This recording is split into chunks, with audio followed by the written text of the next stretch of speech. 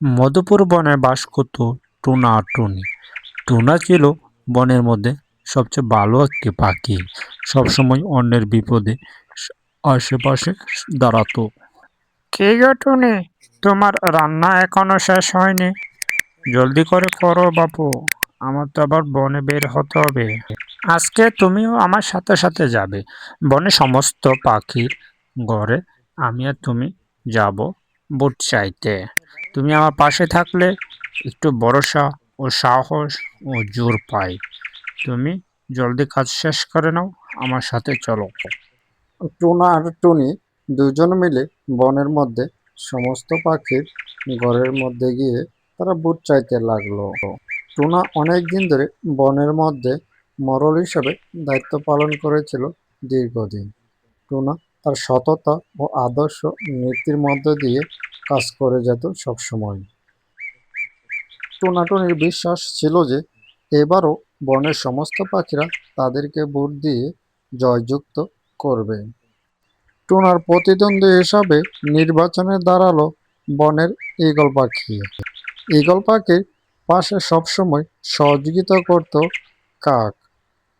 তাদের চিন্তা ছিল যেভাবে হোক এবারে টুনিকে কোনো মতে নির্বাচনে জয় করতে দেওয়া যাবে না।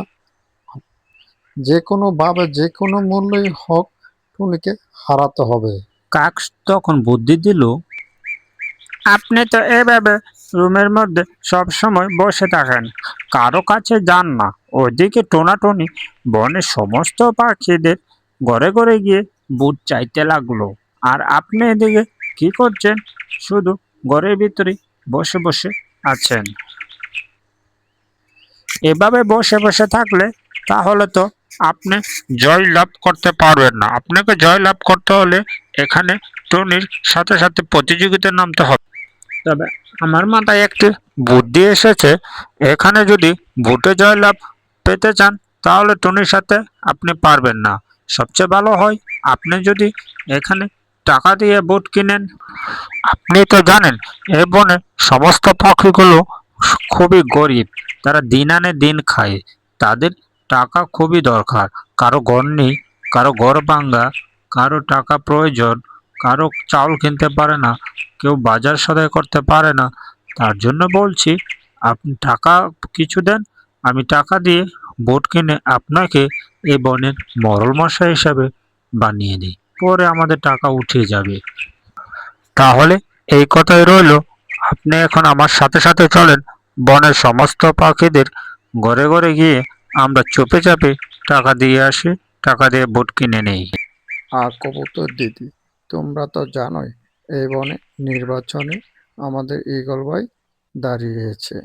তোমরা তো যদি সহযোগিতা করো তাহলে ঈগল ভাই আমাদের সেবা করতে পারবে। তোমরা তো বারবার টোনাকে ভোট দিয়ে এ বনের নির্বাচনে জয় করো, তাহলে এইবার নতুন করে আমরা সবাই মিলে ঈগল ভাইকে ভোট দিই।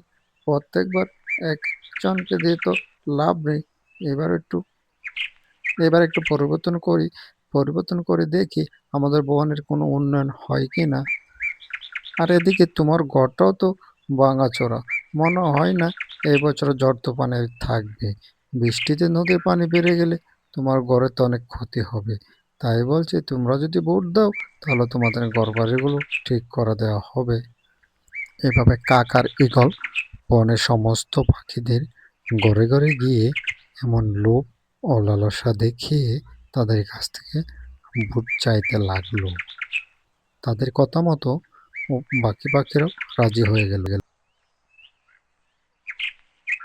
এদিকে বনের স্কুলের মধ্যে নির্বাচনের দিনে নির্বাচন শুরু হয় এবং নির্বাচন শেষে ফলাফল ঘোষণা করা হয়।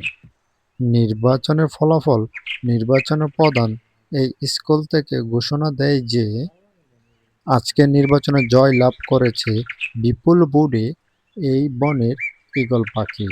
আগামীকাল থেকে এই বনের মরল মশাই হবেন এই ঈগল পাখি। তার কথা মতে এই বনে সমস্ত পাখিরা যেন উঠা বসা চলাফেরা খাওয়া দাওয়া সব কিছুই করে। তার নির্দেশেই হবে এই বনের শেষ নির্দেশ। এ বনের সমস্ত পাখিরা যেন তার কথা মতন ও তার নির্দেশ মেনে চলে। এভাবেই বনের মধ্যে তাদের পাখিদের নির্বাচন সম্পন্ন হলো। আপনি হলেন এই বনের এখান থেকে মরল মশাই, আমার কোনো চিন্তা নাই। আপনি শুধু দেখবেন এখন এ বনের পাখিদেরকে কিভাবে জ্বালায়। সকলের কাছ থেকে আমি টাকা উঠিয়ে নির্বাচনের খরচ উঠাবো। আপনি কোনো চিন্তা করবেন না, সৃষ্টিকর্তা যা করে সকলের ভালোর জন্যই করে। হয়তো এই বনের পাখিরা আপনাকে হয়তো বুঝতে পারেনি, চিনতে পারেনি। তারা হয়তো টাকার লোভে পড়ে ওই ঈগলকে এই বনের মরল মশাই বানালো। আপনি দেখবেন একদিন এই বনের সমস্ত পাখিগুলো তাদের ভুল বুঝতে পেরে আপনার কাছে ঠিকই আসবে। শোন কবুতর দে, তোরা তো অনেক দিন ধরেই জ্বালাতন করছিস। এখন তো বনের মরল মশা হলো ঈগল পাখি। এখন কি করবি? এখানে ব্যবসা করতে হলে ঈগল পাখিকে টাকা দিয়ে এখানে ব্যবসা করতে হবে, না হলে তোর দোকানপাট সব ভাঙচুর করে উড়িয়ে দেবে। এভাবে কালু বনের মরল মশাই এর নির্দেশে বনের সমস্ত দোকানপাটগুলোতে গিয়ে গিয়ে টাকা তুলতো এবং ভাঙচুরের ভয়ের হুমকি দিত। এতে বনের সমস্ত পাখিরা অতিষ্ঠ হয়ে আবার ফিরে গেল টুনির কাছে। টুনি, আমরা আমাদের নিজেদের ভুল বুঝতে পেরেছি, তুমি আমাদের ক্ষমা করে দাও। আমরা হয়তো চিনতে পারিনি ঈগল পাখির আসল রূপ এখন বেরিয়ে আসছে। সে প্রতিনিয়ত কালুকে আমাদের দোকানপাট ও ব্যবসা বাণিজ্য পাঠাচ্ছে টাকা দেওয়ার জন্য। আমরা যদি টাকা না দিতে পারি তাহলে আমাদের দোকানপাট ভাঙচুর করে ফেলে। আমরা এই বনের মরল মশা হিসেবে তোমাকে আবার বানালাম। আমরা ঈগল পাখিকে মানিও না আর মানবও না।